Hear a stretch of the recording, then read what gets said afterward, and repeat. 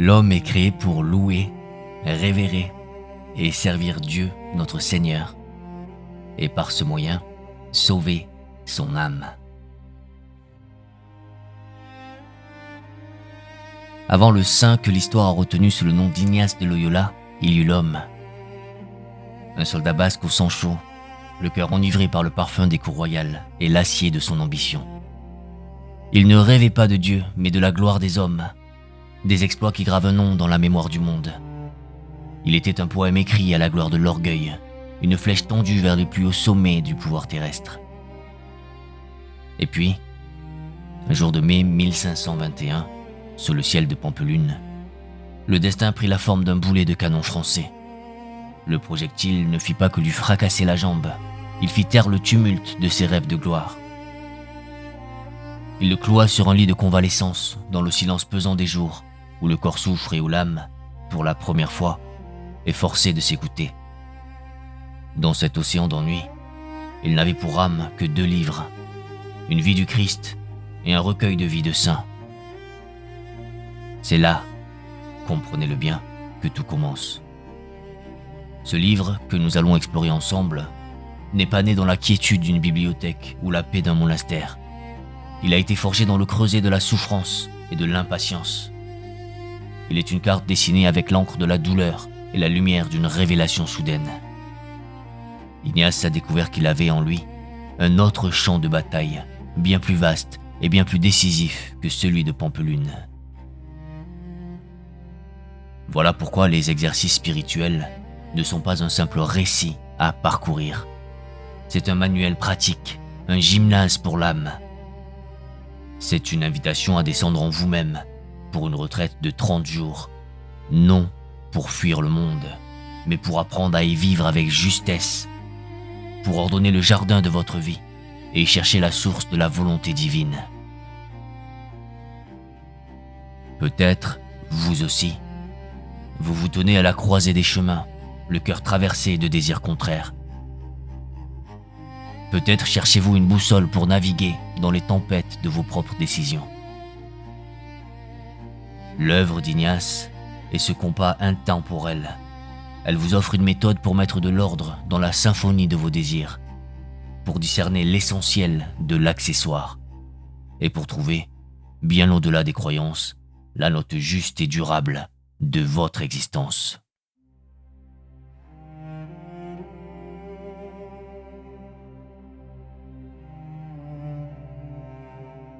Avant de bâtir une maison, vous cherchez la pierre la plus solide pour en faire la fondation.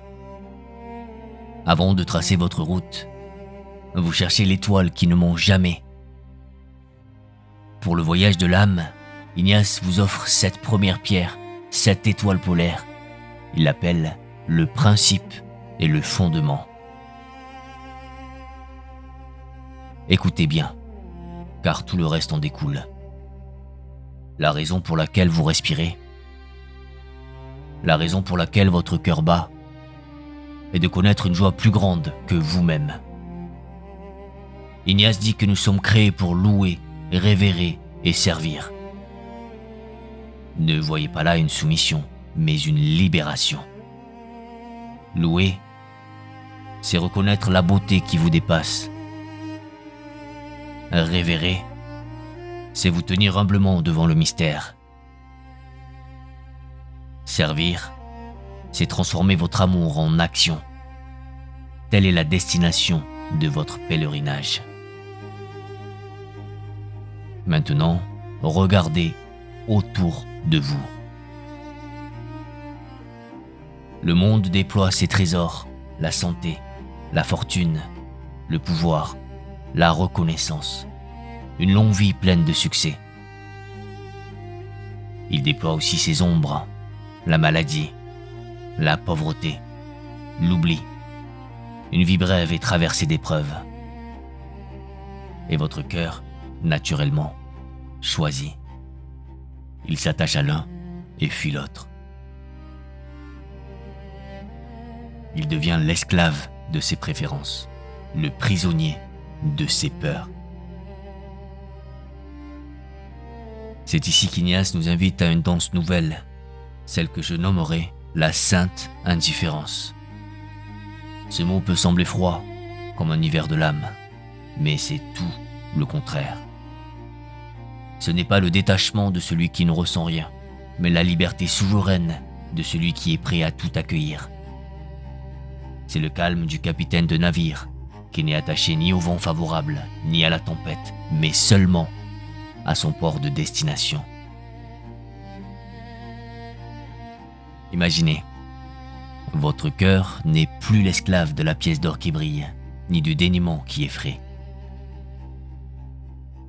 Il ne s'accroche plus désespérément à la santé florissante, ni ne maudit la maladie qui le visite. Il est libre. Il est entièrement disponible pour ne désirer et ne choisir qu'une seule chose. Ce qui le conduit le plus sûrement vers sa fin. C'est la plus grande déclaration d'indépendance que l'âme puisse proclamer. Ignace de Loyola, avec la précision d'un maître artisan, le formule ainsi.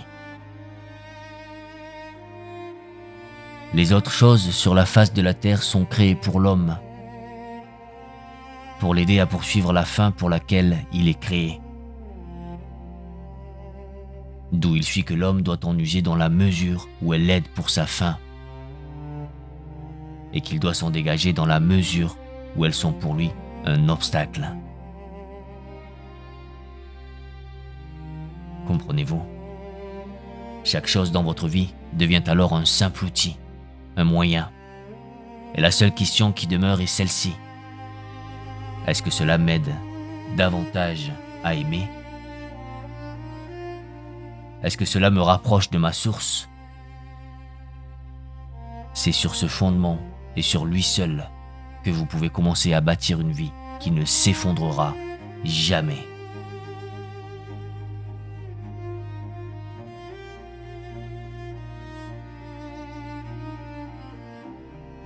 Le voyage commence maintenant par une descente.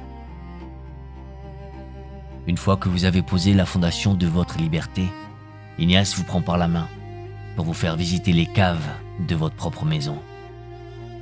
Ne craignez rien. On ne descend dans l'obscurité que pour mieux comprendre la valeur de la lumière. Cette première étape, il l'appelle la première semaine, et je la nomme pour vous la plongée dans la miséricorde. Pour vous y guider, il nous offre un outil d'une puissance inouïe, la composition de lieux. C'est un art de l'âme. Il ne vous demande pas seulement de penser à votre ombre, mais de la respirer.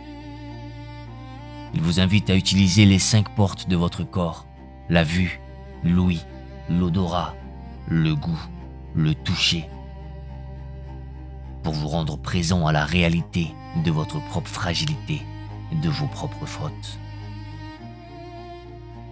Imaginez, il vous demande de voir la chambre où vous avez prononcé une parole qui a blessé,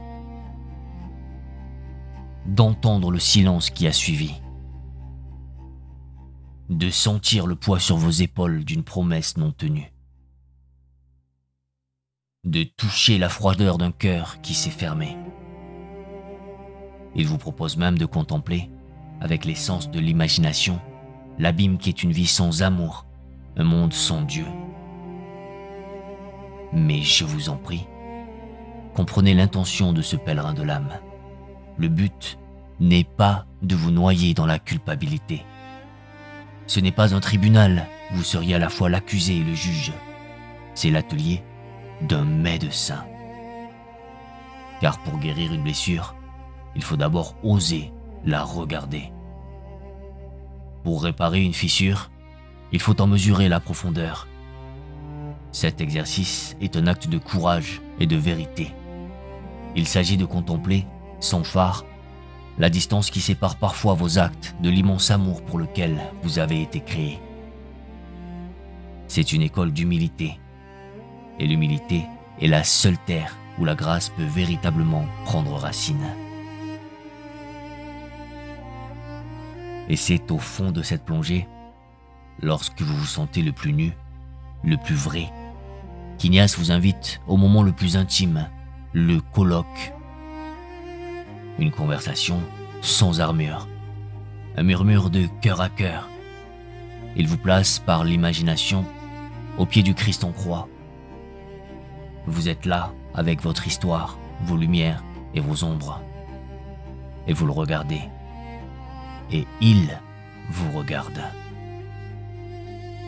Et dans ce regard, il n'y a pas de condamnation, seulement une question d'amour infini. Là, dans ce dialogue silencieux, Ignace vous souffle à l'oreille 3 interrogations qui ont le pouvoir de changer une vie.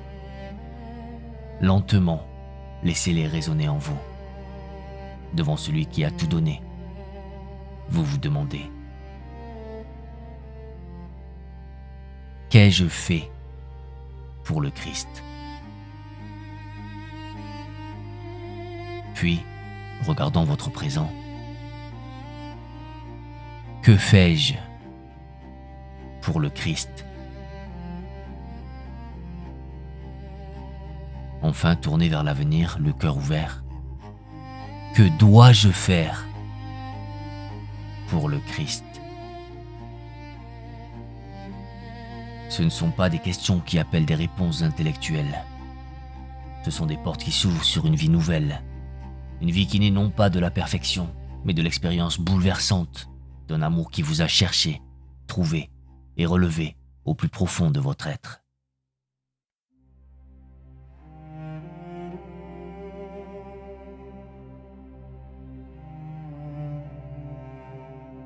Après avoir voyagé au plus profond de vous-même, vous voilà remonté à la surface, le cœur lavé par la miséricorde. Vous êtes prêt. Prêt non plus à contempler le passé, mais à choisir l'avenir.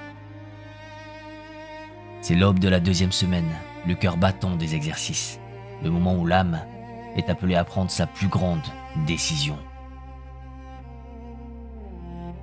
Pour vous y préparer, Ignace, ce soldat de l'âme, vous raconte une histoire. Imaginez, me dit-il de vous dire, un roi terrestre, un roi juste, bon et aimé de tous ses sujets.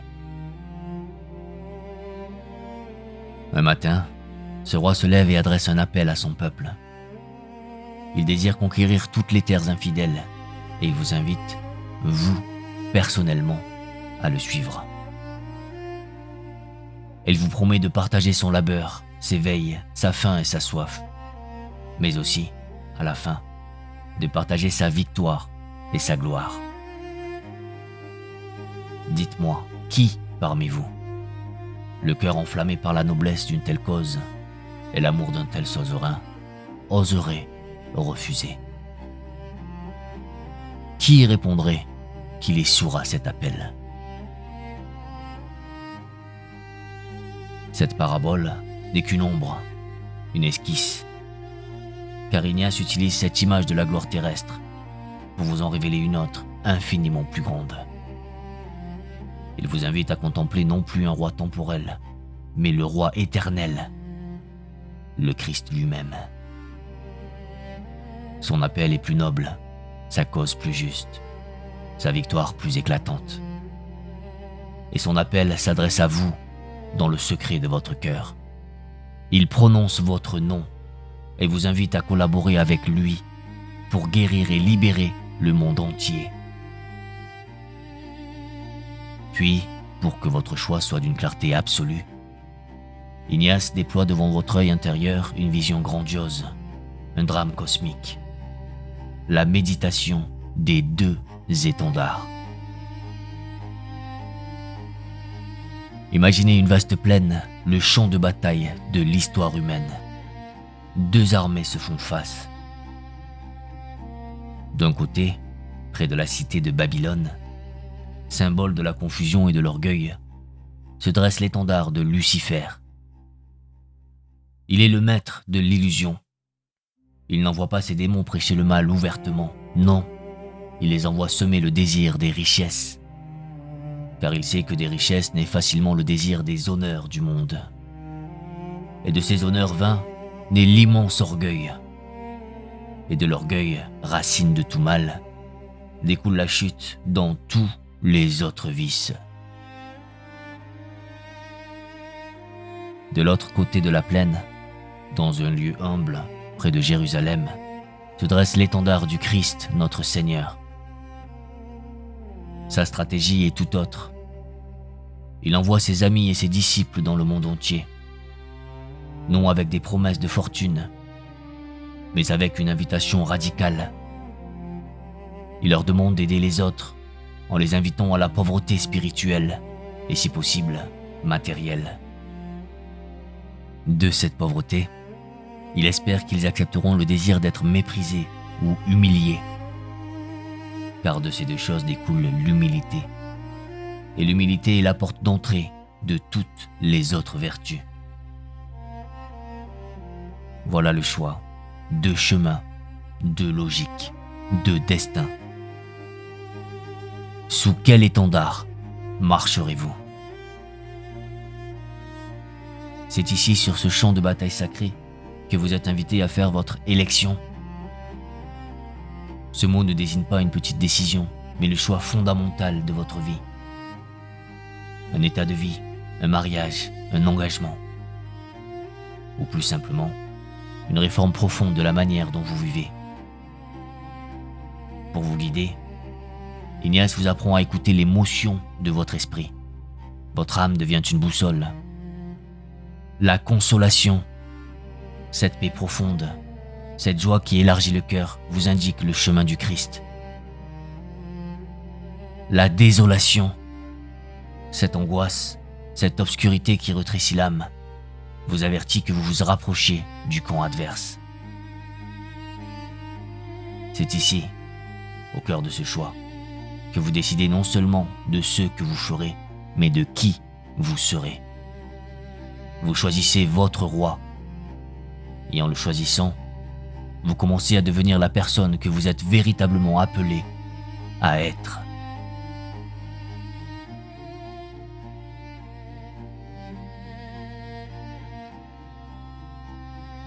Vous avez répondu à l'appel du roi. Vous avez choisi votre étendard. Mais un soldat ne connaît véritablement son capitaine qu'en partageant avec lui l'heure de la bataille la plus rude. La 3e semaine est 7 heures.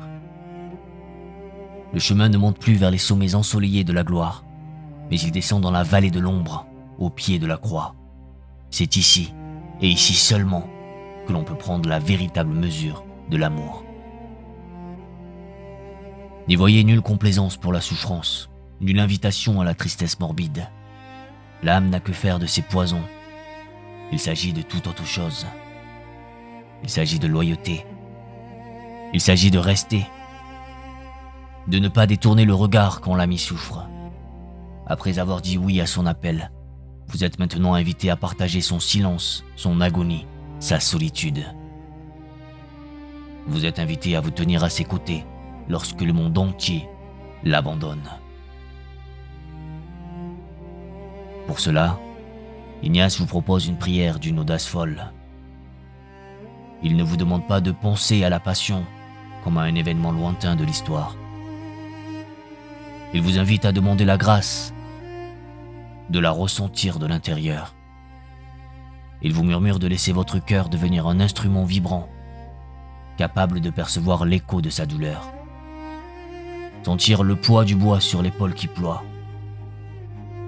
Sentir la morsure des épines dans la chair, et plus encore, la morsure de l'ingratitude dans l'âme. Sentir la solitude terrible du jardin de Gethsémani, cette solitude que connaît chaque être humain quand il fait face à sa propre nuit. C'est une semaine pour comprendre que l'amour n'est pas une parole légère que l'on jette au vent. C'est un engagement qui a un poids, un prix. C'est en contemplant la souffrance acceptée par amour que vous mesurez la gravité de tout ce qui, en vous et dans le monde, s'oppose à cet amour. C'est un miroir où la compassion naît de la contemplation. La demande centrale de cette semaine, la prière que l'âme ose à peine formuler, mais dont elle a soif, Ignace de Loyola la met en mots avec une simplicité qui brise le cœur. Il nous apprend à demander douleur avec le Christ en douleur, brisure avec le Christ brisé, larmes, peine intérieure pour une si grande peine que le Christ a endurée pour moi.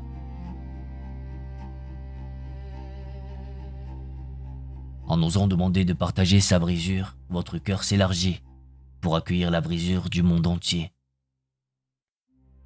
En acceptant de pleurer avec lui, vous apprenez à pleurer avec tous ceux qui souffrent. C'est le grand secret de la compassion. Elle signifie souffrir avec. Et vous comprenez enfin la plus grande des vérités, celles qui font toute vie authentique. L'amour se prouve davantage dans les actes et dans l'endurance que dans les paroles. Au pied de la croix, vous n'apprenez pas à mourir, vous apprenez à aimer jusqu'au bout.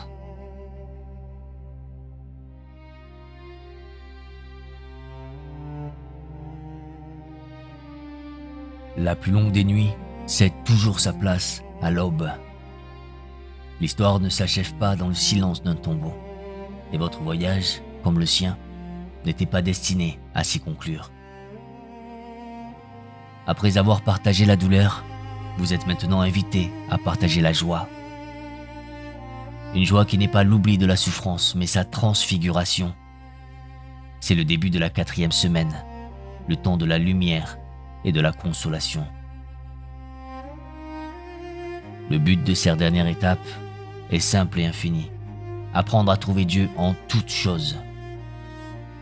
Le gymnase spirituel ferme ses portes, car l'exercice ne se fait plus dans le secret de votre chambre, mais sur la place publique de votre existence.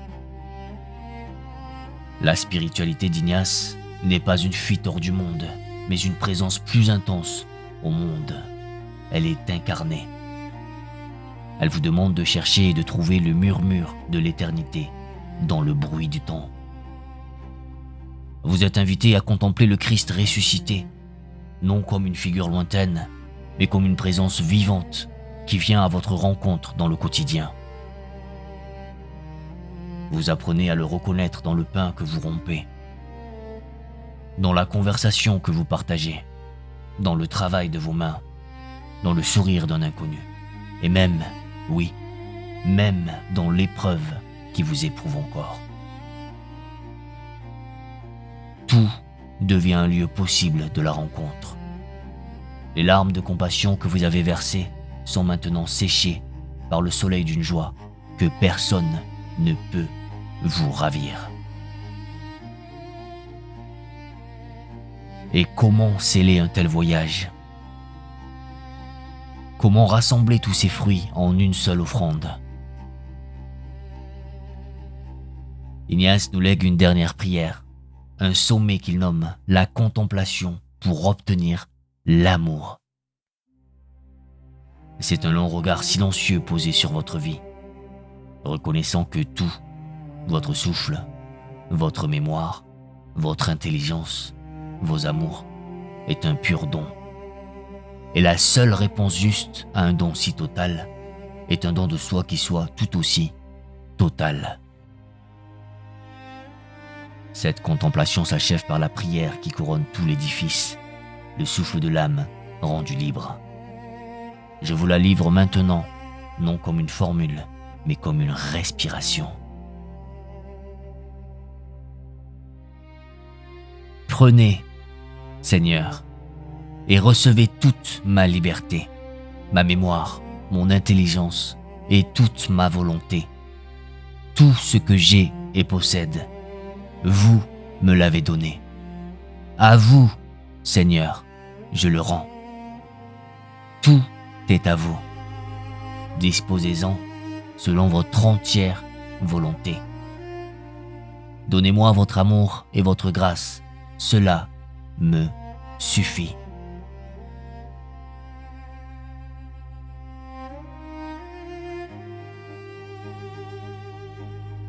Notre voyage s'achève ici, Au terme de ce sentier tracé, il y a 5 siècles, par un pèlerin blessé. Ensemble, nous avons vu comment poser la première pierre de votre liberté. Nous avons appris à regarder notre ombre sans crainte, pour y découvrir la lumière inattendue de la miséricorde. Nous nous sommes tenus au grand carrefour de la vie, pour y choisir un étendard, un idéal à suivre. Nous avons mesuré la profondeur de l'amour au pied de la croix, là où les mots se taisent. Et enfin, nous avons accueilli la joie, cette joie qui consiste à trouver la trace du divin dans le tissu même de nos jours. Ce chemin que nous avons esquissé, comprenez-le bien, n'est pas seulement le secret fondateur de la compagnie de Jésus. Les exercices spirituels sont l'un des plus grands trésors de la psychologie spirituelle de l'Occident. C'est une carte éprouvée pour la liberté intérieure, une méthode structurée pour prendre des décisions qui engagent une vie et qui a silencieusement façonné le destin de millions d'âmes depuis qu'elle a été offerte au monde. Alors, mon invitation pour vous aujourd'hui n'est pas seulement de lire ce livre, c'est de considérer votre propre vie comme ce pèlerinage. Car les questions que ce soldat basque s'est posées dans le silence de sa convalescence résonnent en chacun de nous, à chaque âge de notre vie. Pourquoi suis-je fait? Que dois-je faire?